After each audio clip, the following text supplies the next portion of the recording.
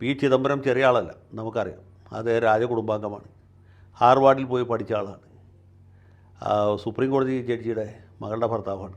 അദ്ദേഹത്തിൻ്റെ ഭാര്യ ആ രാജ്യത്തെ ഒരു മുൻനിര അഭിഭാഷകയാണ്. ഇദ്ദേഹവും പ്രഗത്ഭനായ അഭിഭാഷകനാണ്. ഇന്ത്യ രാജ്യത്ത് 10 കൊല്ലം അടുപ്പിച്ച് പ്രധാനപ്പെട്ട 2 വകുപ്പുകൾ ഭരിച്ച ആളാണ്. ആദ്യത്തെ 4 വർഷം അദ്ദേഹം ധനകാര്യമന്ത്രിയായിരുന്നു, പിന്നത്തെ 6 വർഷം ആഭ്യന്തരമന്ത്രിയാണ്.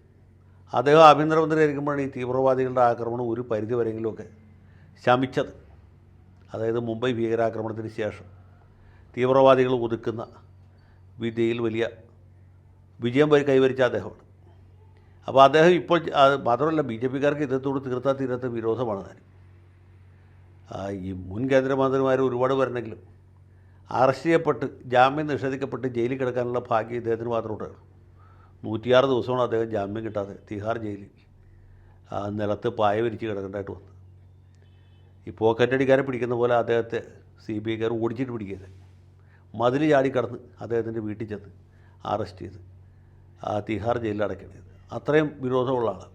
അദ്ദേഹത്തിനും അതുപോലെ തന്നെ അവരോട് വിരോധം ഉണ്ടാകേണ്ടതാണ്. അദ്ദേഹം പറഞ്ഞതെന്താ വെച്ചാൽ, ഈ കോൺഗ്രസിൻ്റെ അല്ലെങ്കിൽ ഇന്ത്യ സഖ്യം എന്ന് പറഞ്ഞ സംഗതി ഉണ്ടല്ലോ, ഇത് വളരെ ദുർബലമാണ്.